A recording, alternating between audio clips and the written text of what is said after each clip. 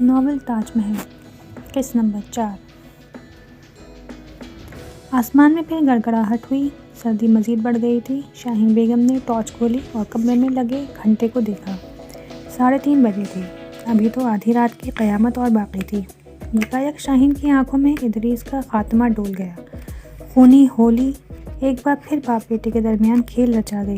ادریس کی بگڑتی عادتیں اسے شراب کے اڈے تک پہنچا چکی تھیں۔ اس نے لوگوں سے ادھار لے لے کر جوا کھیلنا شروع کر دیا تھا، صرف اسی بھروسے پر کہ ایک دن یہ ساری دولت اس کی ہوگی۔ اسے پتا تھا کہ بھائی جناب کی تجوری میں بہت زیورات اور زمین جائیداد کے کاغذات ہیں۔ لاکھوں روپیہ اس گھر میں آتا جاتا رہتا ہے، کسی چیز کی کوئی کمی نہیں تھی، اور اس سب کا حقدار صرف وہی تھا۔ وہ کچھ دن بعد بھابھی جناب کے سامنے ہاتھ پھیلائے کھڑا رہتا اور وہ اسے ہزار کی گڈیاں جیب خرچ کے نام پر دیتی چلی جاتی، اور ساتھ میں یہ بھروسہ بھی کہ تسلی رکھ، کام میں دل لگا، آخر کل کو یہ سب تیرا ہی تو ہونے والا ہے۔ اس وقت مجھے نوری کی معصوم بچی کی بہت یاد آتی، جس کی فراک میں نے پیون لگا دیکھا تھا، مگر میں مالک ہونے کے باوجود بھی مجبور تھی۔ میری ضرورت اس گھر میں صرف 2 وقت کی عمدہ روٹی ہی تھی۔ اس وقت مجھے نوری کے الفاظ یاد آتے اور میرا بھی دل کرتا کہ ان زنجیروں کو توڑ کر کسی دن میں بھی کھڑکی سے کود پڑوں۔ اس کے بعد چاہے کچھ بھی ہو، مگر لاکھ خواہش کے باوجود بھی میں کبھی اس کی ہمت نہ کر سکی۔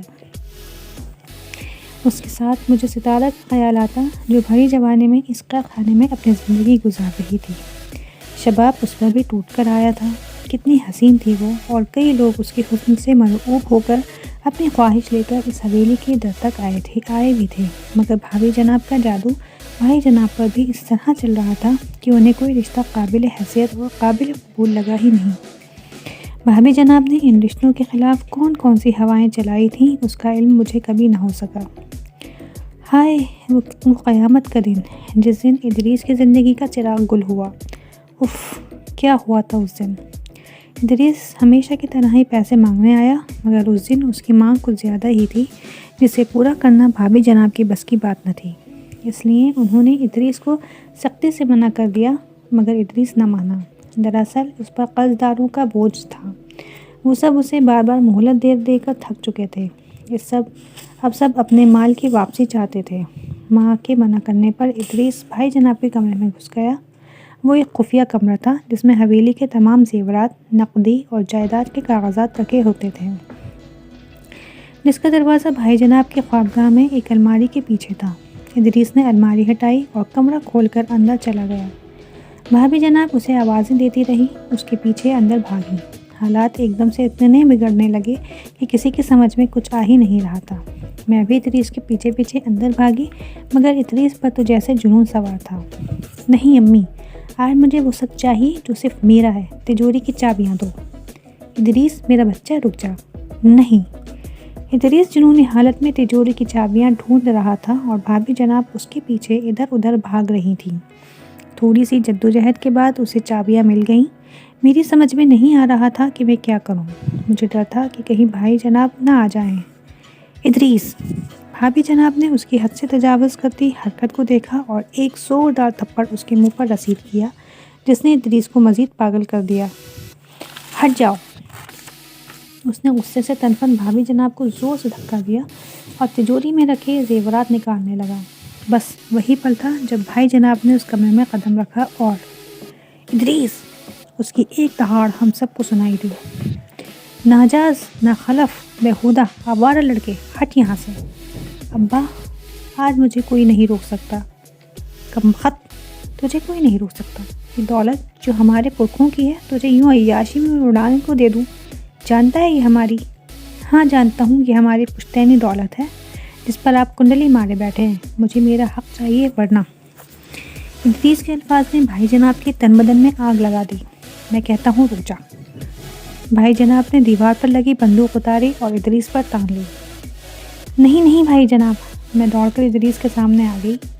بھابھی جناب نے دوڑ کر بھائی جناب کا بازو پکڑا۔ بالکل وہی منظر تھا، بس میری جگہ اماں تھی اور ادریس کی جگہ اکرم بھائی جان۔ وہی کمرہ، وہی بندوق۔ ہٹ جاؤ شاہین، میں آج اسے سبق سکھا کر رہوں گا۔ ہاں مار ڈالو مجھے، ویسے بھی باہر قرضدار مجھے مار رہے ہیں، مجھے ہی دولت چاہیے۔ ادریس نے مجھے دھکا دیا اور تجوری کی طرف مڑ گیا۔ ادھر بھائی جناب نے اپنا بازو چھڑایا اور ایک زوردار آواز نے ہم سب کے کانوں کو دہلا دیا۔ ادریس کی ایک دل دہلا دینے والی آواز ہم سب نے سنی اور سناٹا چھا گیا۔ چند لمحے جیسے کائنات رک گئی، وقت ٹھہر گیا اور ہم سب تھم گئے، مگر اس کے بعد ایک دلخراش چیخ بھابھی جناب کی سنائی دی اور بھائی جناب کے ہاتھ سے بندوق گرنے کی آواز میں نے اپنے کانوں سے سنی۔ پھر کیا ہوا مجھے نہیں پتا۔ ہاں بس اتنا یاد ہے کہ میں نے گرتے گرتے ادریس کے سینے سے خون کا فوارہ پھوٹتے ہوئے اور اسے زمین پر تڑپتے ہوئے دیکھا تھا۔ اس کے آس پاس تمام زیورات بکھرے پڑے تھے۔ پھر میں ہوش و خرد سے بیگانہ ہوتی چلی گئی۔ اس وقت مغرب کی اذان ہو رہی تھی جب اس حویلی کا واحد چراغ گل ہو رہا تھا۔ جب میں ہوش میں آئی تو اس واقعے کو 12 گھنٹے گزر چکے تھے۔ صبح کے 6 بج رہے تھے اور میں اپنے کمرے میں پڑی تھی۔ میرے پاس حویلی کی پرانی ملازمہ تھی جیسے ہی میں نے آنکھیں کھولی اس نے مجھے سہارا دیا۔ چند سیکنڈ مجھے سنبھلنے میں لگے، پھر مجھے سب کچھ یاد آ گیا۔ انوری آپا، وہ ادریس مر گیا، وہ بھی مر گیا، اس حویلی نے اسے بھی مار ڈالا۔ ان کے جواب سے مجھے اندازہ ہو گیا کہ ان کے دل میں بھائی جناب کے لیے کیا مقام تھا۔ تو اٹھ جا میری بچی، چل پانی پی اور باہر چل، ادریس بس چند لمحوں کے بعد رخصت ہونے والا ہے، اس سے مل لے۔ میں نے ان کے بڑھے ہوئے ہاتھ کو تھاما اور باہر آنے کے لیے کھڑی ہو گئی۔ صبح ہونے کو تھی، نیا سورج طلوع ہونے کی تیاری میں تھا اور ادھر گھر کا چراغ گل ہو چکا تھا، خود اپنے آپ باپ کے ہاتھوں۔ اس دولت کے سبب اس حویلی میں یہ دوسرا نہیں چوتھا خون ہوا تھا۔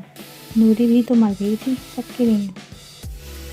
ادریس کی چارپائی بالکل تیار تھی۔ حویلی کا مین گیٹ بند تھا۔ باورچی ملازم بندوق تانے پہرا دے رہے تھے اور جنازے کے پاس بہت مختصر سے لوگ تھے۔ حویلی کے باغ میں اکرم بھائی جان کے پاس ہی دوسری لحد تیار تھی۔ بھابھی جناب بھی پھٹی آنکھوں سے اجڑی ویران سی بیٹھی تھیں۔ میں اور ستارہ تماشائی بنے ادریس کو دیکھ رہے تھے۔ ادریس کی موت نے رہی سہی زندگی بھی ختم کر دی۔ بھابھی جناب کا راب سب مٹی ہو چکا تھا۔ وہ جائیداد جس کے لیے انہوں نے اپنے دیور کو مروانے کے حالات پیدا کیے، اپنی نندوں کی ڈولیاں نہیں سجائیں، آج اسی دولت کے سبب ان کے لاڈلے کا جنازہ اٹھ گیا۔ ادریس کی موت نے انہیں بالکل اسی طرح بستر سے لگا دیا جس سے اماں نے بستر پکڑ لیا تھا۔ جو سزا انہوں نے اماں کو دی تھی، آج وہی سزا قدرت نے انہیں دے دی۔ بھائی جناب کے کندھے بھی اب جھکے سے لگتے تھے۔ ادریس کی موت کے بعد انہوں نے کوشش بھی کی کہ میرا اور ستارہ کا گھر بچ جائے، مگر اب لوگ اس کے لیے تیار نہیں تھے۔ حویلی کے باہر اب اسے خونی حویلی کہا جانے لگا تھا۔ رفتہ رفتہ حویلی کی شان و شوکت میں کمی آنے لگی۔ ویرانیاں، اداسیاں، اجڑی پرچھائیاں، حسرت و یاس حویلی کے در و دیوار پر اپنا بسیرا ڈال چکے تھے۔ ادریس کی موت کے بعد کچھ ملازم بھی حویلی سے رخصت ہو گئے اور ادریس کے قرض ادا کرتے کرتے بہت سی دولت بھی رخصت ہو گئی۔ بھابھی جناب کی بیماری نے رفتہ رفتہ ان کی آنکھوں میں گڑھے ڈال دیے۔ زندگی سے ان کا ناطہ ٹوٹا جا رہا تھا۔ ادریس کی موت کا غم اور اس کا قتل خود اس کا باپ جو ہر وقت ان کی آنکھوں کے سامنے تھا، اس دکھ نے انہیں گھن کی طرح چاٹنا شروع کر دیا۔ میں نے اکثر ان کی آنکھوں میں بھائی جناب کے لیے نفرت دیکھی تھی اور اس بات کا احساس شاید بھائی جناب کو بھی تھا۔ انہوں نے بھابھی جناب کے سامنے جانا بہت کم کر دیا تھا۔ ہاں، وہ جب سو جایا کرتی تھیں تب میں نے انہیں کمرے کی طرف جاتے ہوئے اکثر دیکھا تھا۔ ادریس کی موت کے 1 سال بعد ایک رات بھابھی جناب بھی ہچکیاں لیتی میری گود میں سر رکھے رخصت ہو گئیں۔ موت سے 2 مہینے پہلے ہی ان کی زبان بند ہو گئی تھی۔ حسرت و یاس کی مورت بنی وہ ایک عبرت کا نمونہ لگا کرتی تھیں۔ حویلی میں ایک قبر کا اضافہ اور ہو گیا۔ حویلی میں زندگیاں کم ہوتی جا رہی تھیں اور قبریں بڑھتی جا رہی تھیں۔ اب اس گھر میں صرف میں اور ستارہ رہ گئی تھی۔ بھائی جناب کا پورا دن حویلی کے باہر ہی گزرتا تھا۔ وہ کب آتے اور کب جاتے ہمیں پتہ ہی نہیں چلتا۔ کبھی کبھی رات کے کھانے پر ان سے ملاقات ہو جاتی۔ میں اکثر ان کی غیر موجودگی میں ان کا کمرہ ٹھیک کرنے چلی جاتی۔ نفرت ہو گئی تھی مجھے اس جائیداد سے، حویلی سے، دولت سے، لیکن کر کچھ بھی نہیں سکتی تھی۔ کیسی عید اور کیسا رمضان، اب اس گھر میں کوئی خوشی کا موقع نہیں آتا تھا۔ خاندان کے دیگر افراد کہاں گئے کچھ پتہ نہیں تھا۔